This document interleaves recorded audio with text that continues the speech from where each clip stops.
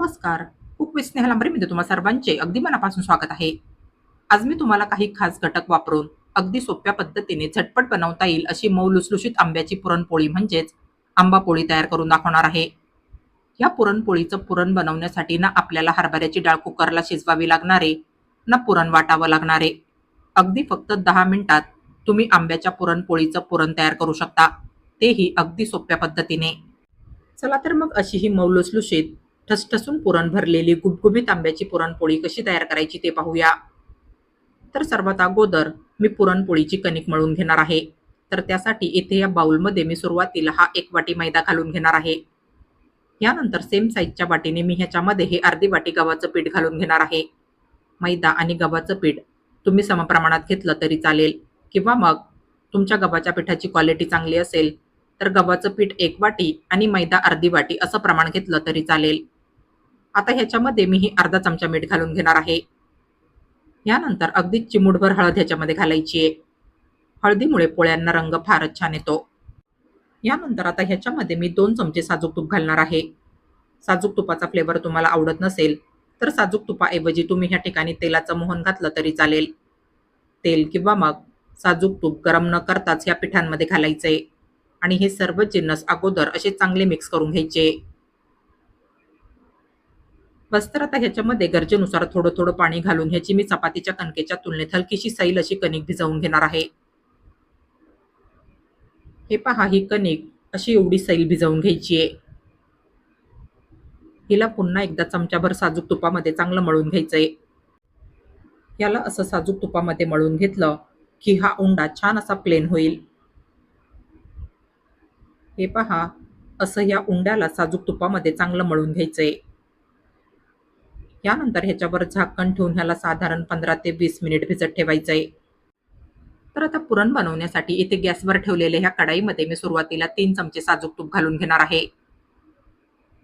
तूप गरम झाल्यानंतर आता ह्याच्यामध्ये मी हा 1 वाटी बारीक रवा भाजायला घालणार आहे. अगदी मंद आचेवर रवा साजूक तुपामध्ये ह्याचा रंग बदलू न देता 6 ते 7 मिनिट भाजून घ्यायचा आहे. रवा मात्र ह्या ठिकाणी अगदी बारीकच घ्यायचा आहे. तुमच्याकडे जाड रवा असेल तर तुम्ही त्याला मिक्सरमध्ये बारीक करून घ्यायचंय. 6 ते 7 मिनिट रवा असा ह्याचा रंग बदलू न देता अगदी मंद आचेवर छानपैकी भाजून घेतला की ह्याच्यामध्ये सेम साईजच्या वाटीने अर्धी वाटी बेसन भाजायला घालायचंय. बेसनमुळे आपल्या पुरणाला छान बाइंडिंग येईल आणि चवीला सुद्धा पुरणपोळ्या अगदीच छान लागतील. बेसन असं रव्यासोबत मंद आचेवर ह्याचा छान असा खमंग सुगंध सुटेपर्यंत भाजून घ्यायचंय. तर हे पहा, इथे मी हे दोन्ही जिन्नस अगदी मंद आचेवर असे मस्तपैकी भाजून घेतले. हे पहा, यांना भाजून ह्यापेक्षा डार्क करायचं नाहीये. बस तर आता ह्याच्यामध्ये मी 2 वाट्या आंब्याचा रस घालून घेणार आहे. हा मी हापूस आंब्याचा रस ह्या ठिकाणी घेतलाय.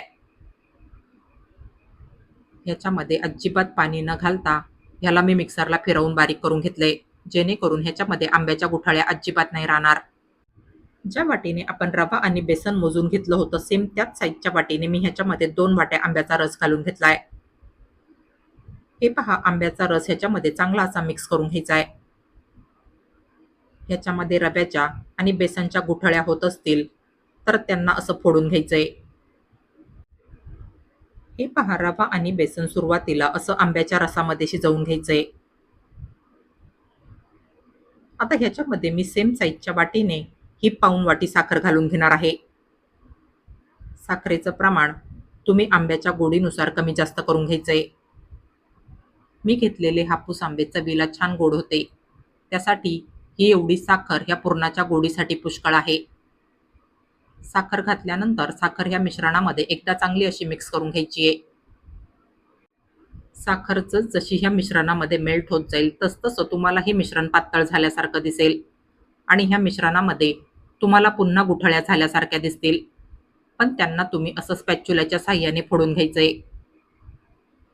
ह्याच्यातली साखर मेल्ट होऊन हे पुरण जरा वेळ मंद आचेवर आटवून हलकंसं घट्ट करून घेतलं की ह्याच्यातला रवा आणि बेसन शिजून घेण्यासाठी ह्याच्यावर घट्ट झाकण ठेवायचंय आणि अगदी मंद आचेवर ह्याला अगदी फक्त 4 ते 5 मिनिट शिजून घ्यायचंय. तर हे पहा, इथे आपलं हे पुरण ह्या ठिकाणी शिजून झालंय. हे जे पुरण आहे याला छान असं प्लेन करण्यासाठी ह्याच्यामध्ये 1 चमचा साजूक तूप घालायचंय आणि सोबतच फ्लेवरसाठी मी ह्याच्यामध्ये पाव चमचा वेलची जायफळची पूड घालून घेणार आहे. साजूक तुपामुळे याचा छान असा प्लेन उंडा तयार होईल. बस मंद आचेवर याला 3 ते 4 मिनिट असं खालवर करून परतून घ्यायचंय. तर हे पहा, आता तुम्ही हे पुरण ह्या ठिकाणी पाहू शकता. हे पहा, आपलं हे आंब्याच्या रसातलं पुरण ह्या ठिकाणी छान असं घट्ट तयार झालंय आणि आंब्याच्या रसामुळे याला रंग देखील फारच छान आलाय. हे पहा, याचा असा गोळा तयार व्हायला लागला की आपलं हे पुरण अगदी परफेक्ट बनून तयार झालंय असं समजावं. हे पुरण थंड झाल्यानंतर हे ह्यापेक्षा अजूनच घट्ट होईल. तयार केलेलं आंब्याच्या रसाचं पुरण हलकसं थंड झाल्यानंतर याला मी ह्या बाउलमध्ये काढून घेणार आहे. हे पुरण अजून थोडंसं गरमच आहे. हाताला सहन होईल इतपत हे पुरण कोमट झालं की ह्याला असं थोडं थोडं साजूक तूप लावून मळून घ्यायचंय. साजूक तुपात मळून ह्याचा मस्त असा प्लेन उंडा तयार होईल आणि जसजसं हे पुरण थंड होत जाईल तसतसा ह्याला घट्टपणा येईल. सुरुवातीला हे पुरणाचं मिश्रण तुमच्या हाताला चिटकेल, पण जसजसं तुम्ही ह्याला साजूक तूप लावून मळत राहाल आणि जसजसं हे थंड होत जाईल तसतसा या पुरणाचा छान असा घट्ट आणि प्लेन उंडा तयार होईल. हे पहा, आता तुम्ही ते पाहू शकता. आपलं हे पुरण बघा कसं अगदी प्लेन आणि घट्ट झालंय. हे पहा, या पुरणाचा पोळीच्या उंड्यात भरण्यासाठी असा एक गोळा तयार करून घ्यायचा आहे. अगदी ठसठसून हे पुरण भरून मी तुम्हाला आंब्याच्या पुरणपोळ्या तयार करून दाखवणार आहे. हे पहा, सुरुवातीला असे या पुरणाचे हाताला थोडंसं साजूक तूप लावून गोळे तयार करून ठेवायचे, म्हणजे याच्या तुमच्या सगळ्या पोळ्या अगदी फटाफट लाटून भाजून होतील. हे पहा, इथे आपली ही पोळ्यांची कणिक सुद्धा छान भिजून झालीये. हिला मी पुन्हा थोडंसं साजूक तुपामध्ये मळून प्लेन करून घेणार आहे. पुरणपोळीची कणिक ही अगदी घट्ट मळलेली नसली पाहिजे. चपातीच्या कणकेच्या तुलनेत ही कणिक बऱ्यापैकी सैल आणि सॉफ्ट मळून घ्यायची आहे. तरच पुरणपोळी छान अशी मऊ लुसलुशीत आणि सॉफ्ट बनून तयार होईल आणि पोळ्या लाटताना फुटणार नाही. पोळ्यांच्या कडेकडेने चिरा नाही पडणार आणि पोळ्या तुम्हाला हव्या तेवढ्या पातळ लाटता येतील. तर हे पहा, सुरुवातीला ह्या कणकेचा असा पोळीसाठी छोटासा उंडा तयार करून घ्यायचा आहे. पोळ्यांची साईज तुम्हाला जशी लहान मोठी हवी असेल त्यानुसार असा अगोदर कणकेचा उंडा तयार करून घ्यायचा आहे. हे पहा, इथे तुम्ही ही कणकेची आणि पुरणाच्या उंड्याची साईज ह्या ठिकाणी पाहू शकता. कणकेच्या दुप्पट मी हा पुरणाचा उंडा ह्या ठिकाणी घेतलाय. अगदी ठसठसून पुरण भरून गुबगुबीत आंब्याच्या पुरणपोळ्या आज मी तुम्हाला तयार करून दाखवणार आहे. तर आता हा जो कणकेचा उंडा आहे याला असं अगोदर थोडंसं गव्हाचं सुकं पीठ लावून घ्यायचंय. यानंतर ह्याची पुरण भरण्यासाठी खोलगट वाटी तयार करून घ्यायची आहे. हे पहा, अशा पद्धतीने या कणकेच्या उंड्याची अशी खोलगट वाटी तयार करून घ्यायची आहे पुरण भरण्यासाठी. बस, तर आता ह्या तयार केलेल्या वाटीमध्ये आपण हा पुरणाचा उंडा ठेवून घेऊया. हे पहा, हे पुरण असं दोन्ही हातांच्या अंगठ्याने असं ह्या वाटीमध्ये दाबायचंय आणि बाहेरच्या बाजूने बोटांच्या साह्याने वाटीच्या कडा अशा वर आणायच्या आहे. या पुरणाला थोडासा चिकटपणा असतो, त्यासाठी असं या पुरणाच्या वरतून थोडंसं गव्हाचं सुकं पीठ घालून घ्यायचंय. ह्याच्याने आपली पुरणपोळी भाजताना छान अशी टम्म फुगेल. ही ट्रिक तुम्ही फक्त ह्या आंब्याच्या पुरणपोळ्या करतानाच नाही तर नेहमीच्या हरभऱ्याच्या डाळीच्या पुरणपोळ्या करताना सुद्धा वापरू शकता. बघा, तुमची प्रत्येक पोळी भाजताना कशी अगदी टम्म फुगेल. हे पहा, या वाटीच्या कडा अशा एका जागेवर मिळून आणायच्या आहे आणि ह्यांना असं एका जागेवर आणून घट्ट चिटकून ह्या उंड्याला अशा पद्धतीने चिटकून द्यायचंय. सुरुवातीला ह्या तयार केलेल्या उंड्याला हातावर थापून हलकसं चपट करून घ्यायचंय. आता ह्या तयार केलेल्या उंड्याला मी असं गव्हाचं सुकं पीठ लावून लाटून घेणार आहे. पण सुरुवातीला हा उंडा असा बोटांनी थोडासा चपटा करून घ्यायचा आहे. ह्याच्याने या उंड्यात भरलेलं पुरण ह्या उंड्याच्या आतमध्ये अगदी कडेपर्यंत एकसारखं पसरल्या जाईल. पोळी तयार झाल्यानंतर पोळीमध्ये पुरण अगदी कडेपर्यंत एकसारखं पसरलेलं दिसेल. आणि सुरुवातीला लाटण्याने उंडा लाटताना फुटणार नाही. तर हे पहा, याची अशी पोळी लाटून घ्यायची आहे. अधूनमधून सुक्या पिठाची गरज पडली तर गरजेनुसार अगदी थोडं थोडं गव्हाचं सुकं पीठ लावून ह्या पोळ्या लाटून घ्यायच्या आहे. ही पोळी तुम्हाला हवी तेवढी पातळ लाटून घेऊ शकता. कणिक छान भिजवलेली असली की त्या कणकेच्या पोळ्या सुद्धा छान तयार होतात. ना पोळ्या लाटताना फुटतात, ना पोळ्यांच्या कडेने चिरा पडतात. पोळ्या तुम्हाला हव्या तेवढ्या मोठ्या आणि पातळ लाटून घेऊ शकता. तर हे पहा, इथे मी ही पोळी अशी एवढी पातळ लाटून घेतली आहे. बस, तर आता सुरुवातीला गॅसवर तवा चांगला गरम झाला की तयार केलेली पोळी तव्यावर भाजायला घालायची आहे. मीडियम फ्लेमवर या पोळ्या दोन्ही बाजूने उलटसुलट करून भाजून घ्यायच्या आहे. पोळीची पहिली बाजू हलकीशी भाजून घेतली की पोळीला पलटी करायचंय आणि ह्या पोळीच्या पहिल्या बाजूला साजूक तूप लावून घ्यायचंय. असं पोळीला सगळीकडे साजूक तूप लावून घ्यायचंय. याच्याने पोळी भाजून भुरकट नाही दिसणार.